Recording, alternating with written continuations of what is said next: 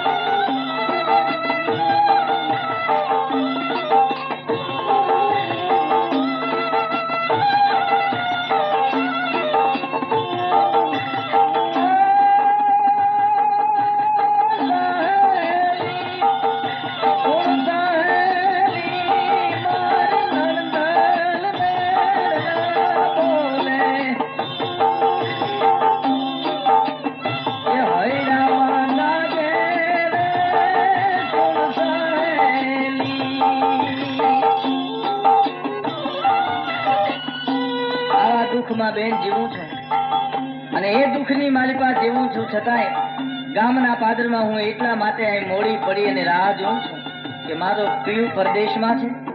કદાચ રાહ જોઉં ને કદાચ આવી જાય. આવા દુઃખમાં જીવું છું છતાંય બેન, કારણ સાહેલી એ સુર સાહેલી મારો પરિણો પરદેહ વાતે વાતું તો ઘાટે રે સુર સાહેલી.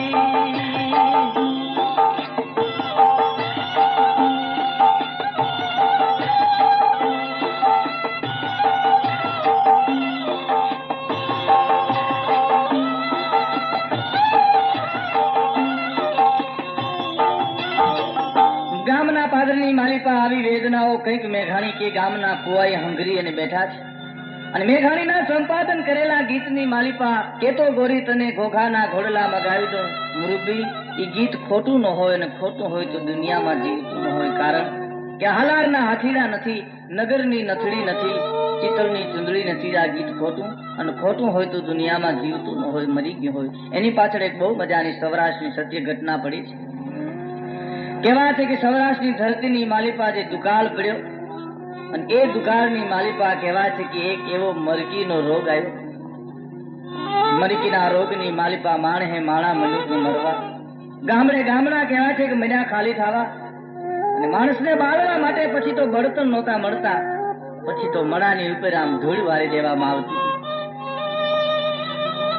આવા રોગમાંથી બચવા ખાતર સૌરાષ્ટ્રની એક ગામડું ઉજળ થઈ ગયું ભાઈ, કોઈ બચ્યું નહીં. પણ એ ગામની માલિપા એક બચી 10-12 વર્ષની દીકરી, અને એ રોગમાંથી બચવા ખાતર એક દીકરી વિચાર કરે ક્યાં જાવ, નહીં બાપ નહીં માં, આખું ગામ ઉજળ થઈ ગયું.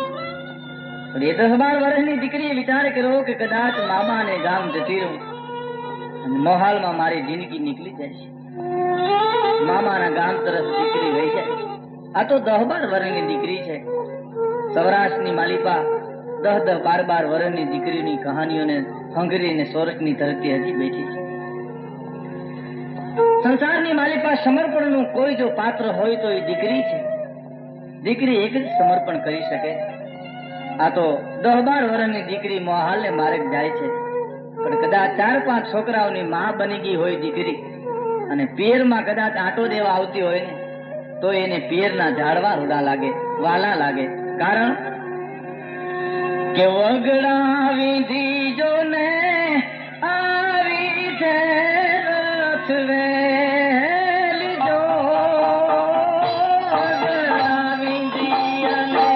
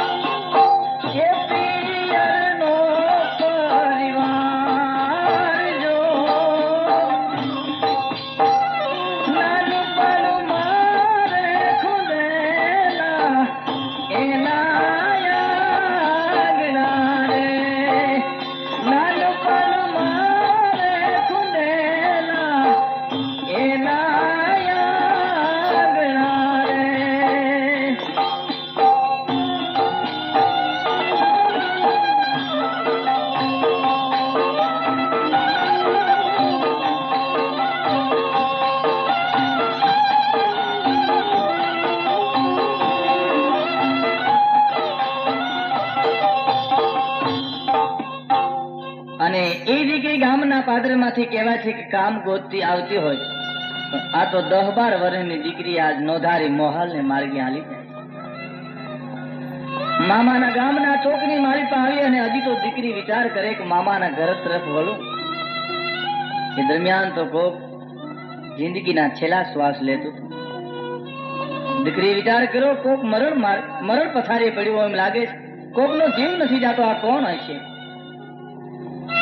કહેવાય છે કે દીકરી અવાજ ઉપર હાલી, હેરીમાંથી ફળિયામાં આવી, ફળિયામાંથી ઓહરીમાં આવી, ઓહરીમાંથી ઓરડામાં આવી, અને દીકરી જોયું તો ઢોલિયા ઉપર એક જનેતા હતી. પડખામાં 2.5 વર્ષનો દીકરો હતો. જનેતાનો જીવ નહોતો જાતો. માનો જીવ જાતો તો ને આવતો તો, જાતો તો ને આવતો તો. એ ઢોલિયા બાજુ ઉભેલી દીકરીએ એટલું કીધું, બસ માં જીવ નથી જાતો. છેલ્લા ડહકા લેનારી જનેતા એટલું બોલી, બેટા જીવ એટલા માટે નથી જાતો કે આ રોગમાં મારું આખું કુટુંબ ખલાસ થઈ ગયું. છેલ્લો વારો મારો વારો છે બેટા.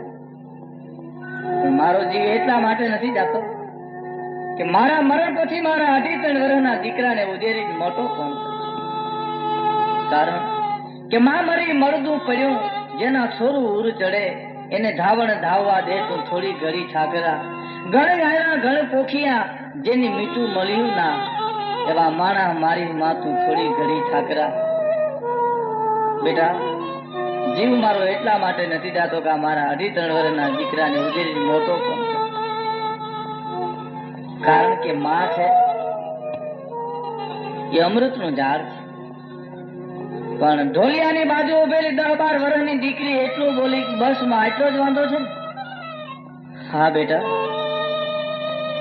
એમ કરીને માં તારો જીવ છે એ દરમિયાન તારા દીકરાને તો મને વચનથી પરણાવી દે.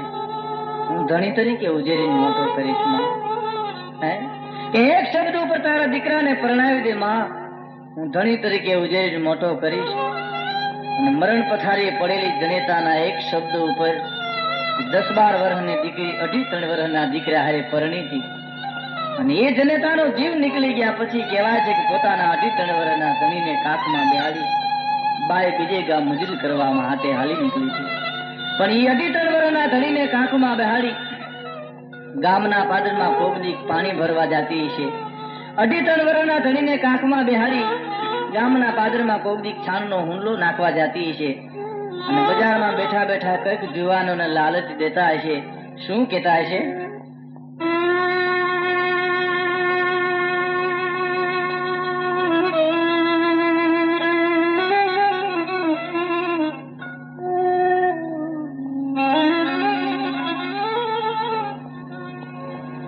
અને બજારમાં બેઠા બેઠા કઈક જુવાનોને લાલચ દેતા હશે કે તો ગોરી તને ઘોઘાના ઘોડલા મગાવી દઉં. તેથી આ દીકરી બોલી હતી કે ઘોડલાનો ઓરનારે કાનો રમે છે મારી કેળમાં. આને મેં મારું જીવન સમર્પણ કરી દીધું છે. સૌરાષ્ટ્રની 10-12 વર્ષની દીકરીઓ પોતાના જીવન સમર્પણ કરી શકે. અને એટલે જ ભાઈ એમ કે છે ભાઈ હું લાચાર છું કે નટવર રમે છે, નહીં તો તમારી કોઈ તાકાત નથી મને તમે કહી શકો. શું? અને કે તો ગોરી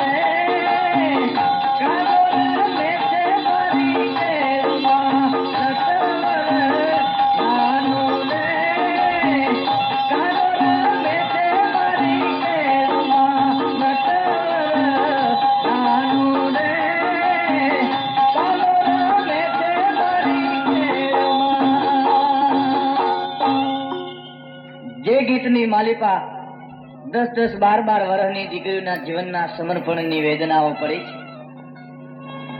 કેવા છે કે રામથી તમે રામવાળા સુધીના દાખલા લેતા હો તો સ્ત્રીની મર્દાનગીથી જ પુરુષોએ તલવારો ખેંચી છે. કોઈ મર્દની તાકાત નથી તલવારની મૂઠ ઉપર હાથ દઈ શકે. દરિયો એની મરજાત મૂકી અને સમગ્ર સૃષ્ટિને કદાચ બોલી દે છે તો આ દેશની ધરતી ઉપર બે વસ્તુ તરતી છે, એક બાજુ રામાયણ અને એક બાજુ મહાભારત છે. હરિચંદ્રની આખી વાર્તામાંથી તમે એક તારામતીને લઈ લ્યો તો એ વાર્તામાં કાંઈ નથી. શેઠ સગાવસાની આખી વાર્તામાંથી તમે એક ચંગાવતીને લઈ લ્યો તો એ વાર્તામાં કાંઈ નથી. અને રામાયણ અને મહાભારતના જે બંને પુસ્તકોમાંથી સીતા અને દ્રૌપદીને લઈ લ્યો તો એ વાર્તામાં કાંઈ નથી. સમર્પણનું પાત્ર એક ભારતની શક્તિ છે. સૌરાષ્ટ્રની સત્ય ઘટના, જુનાગઢ થી ગાંધીગીરીનું નાકું જે મેંદરડા કહેવાય, એ રસ્તામાં એક દાંતરાણા કરીને ગામ આવે છે. દાંતરાણા ગામના પાદરમાંથી નીકળો તેથી આ વાતને યાદ કરજો. નાગાજન ચારણ કરીને એક ગઢવી રહેતા હતા. પણ એમને ઘરેથી બાઈ આઈ મીણબાઈ જે મરસિયા ગાતા હતા. પણ કેવા છે કે વેતા જળ સંભળી જાય, સંતાન માને ધાવે નહીં, પક્ષીઓના મોઢામાંથી ચણી પડી જાય, આવા મરસિયા ગાતા. ખેતર આવીને પોતાના માણસે વાત કરી, બાપુ મારા આઈના મોઢેથી કોઈ દી મરસિયા સાંભળ્યા છે? ના. અરે મારે આઈના મરસિયા સાંભળી અને કેવા છે કે વેતા જળ થંભી જાય બાપુ. અને નાગાજન તારણે એટલું જ કીધું તો ગો મરસિયા સાંભળવા છે, પણ હું મર્યા પછી કદાચ તારણ મરસિયા ગાય તો ક્યાં મારે સાંભળવા છે. માણસને એટલી વાત કરી આજે એમ કરીને હું ઘરને પછવાડે નવેરામાં હતાણો છું. આજ તું વાડીએથી ઘરે જા અને રોતો અને રહદડતો જાય. અને ઘરે જઈને વાત કરી કે મારા આપાને સર્પ ડસ્યો, મારે મરસિયાની મોજ માણવી છે. એ હાથી રોતો અને રહદડતો ઘીરે આવ્યો. ઘરને પછવાડે નાગાજન તારણ હતાણા હતા. પણ રોતો હાથી આવતો જોઈને આઈ મીણબાઈ રોટલા ઘડતા ઘડતા બારા નીકળીને એટલું કીધું, બેટા બાપ શું કામ રોવા માંડ્યો? માં આજવાડીએ મારા આપાને સર્પ ડસ્યો, એનું અવસાન છે.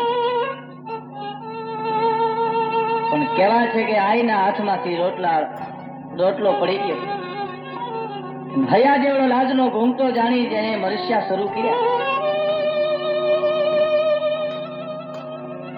પણ એક મરસિયો ગાયો, બીજો મરસિયો ગાયો, પણ ત્રીજો મરસિયો ગાયો તા તો નવેરામાં નાગાજન ધ્રુજવા મીડ્યા હતા. અને ઓરડામાં આવીને એટલું કીધું, ચારણ લાજના ઘૂંટામાંથી આવી મીણબાઈ જવાબ દીધો, કોણ? હું નાગાજન. કેમ? આ તો મારે મરસિયાની મોજ માણવી હતી. પણ આ મીણબાઈના મોઢામાંથી નીકળેલા શબ્દો, ચારણ તારે મારે પૂરું થઈ ગયું, તારા મરસિયા ગવાઈ ગયા, હવે તારું મોઢું ન જવાય. અને કહેવાય છે કે આ જીવાતા સુધી ચારણોનું મોઢું નહોતું જોયા. શક્તિનું સમર્પણ એક શક્તિ જ કરી શકે છે. બહુ મોટી વાત તો એ છે કે રામાયણ અને મહાભારતના જે બે પાત્રો સીતા અને દ્રૌપદી, સીતા અને દ્રૌપદીનો તફાવત એટલો છે કે સીતાજી દરિદ્રીના પુત્રી છે, દ્રૌપદી અગ્નિના પુત્રી છે. રામાયણમાં એક પણ જગ્યાએ જો સીતાજી બોલ્યા હોત તો આ જગતમાં રામાયણ નહોતી, અને મહાભારતમાં એક પણ જગ્યાએ જો દ્રૌપદી મૂંગાર્યા હોત તો આ જગતમાં મહાભારત નહોતું. મહાભારત અને રામાયણના બંનેના પાના ભારે ફેરવી જોજો. સીતાજી જ્યાં બોલ્યા છે ત્યાં શાંતિની જરૂર છે, ત્યાં જ બોલ્યા. એક વાર બોલ્યા છે, માં અશોક વનની માલિપા હનુમાનજી મુદ્રિકાનો ઘા કર્યો, અને એ રામની મુદ્રિકા માં જાનકીજીના હાથમાં આવીને મુદ્રિકા જોઈ તો મેલી મુદ્રિકા હતી, અને એ મુદ્રિકા પોતાની આપેલી હતી ગંગાજીના કિનારા ઉપર. કેવટને કંઈક દેવું છે એમ રામે ઈશારો કર્યો. રામને વન મળ્યું તો કઈ હતું નહીં, પણ સીતાજીએ પોતાના પિતાજી આપેલી કન્યાદાનની આ લઈ અને આપી. અને રામે મુદ્રિકા પોતાની આંગળીમાં પહેરી હતી, કેવટે સ્વીકારી નહોતી. પણ એ પુરુષનું શરીર એટલું ફૂલાનું હતું, પોતાની અર્ધાંગનાની એટલી બધી ઉદારતા અને સમજદારી જોઈ પુરુષનું શરીર ફૂલાનું હતું, આંગળીમાંથી વીંટી નીકળતી નહોતી. પણ આજ વીંટી અહીંયા આવી છે. એટલું નહીં, પહેરાતી વીંટી છે ને એ ઉજળી હોય, આ વીંટી મેલી છે. અને એક